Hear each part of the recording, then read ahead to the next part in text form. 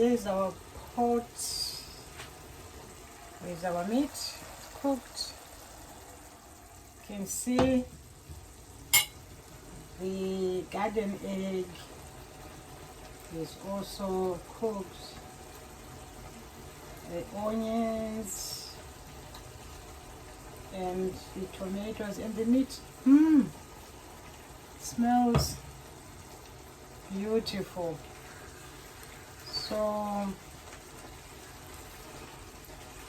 we will make sure that now we are going to add the other vegetables. So that will be our last addition today.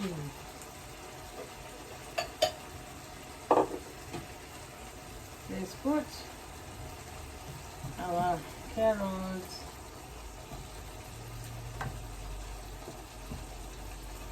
and just put them on top like that.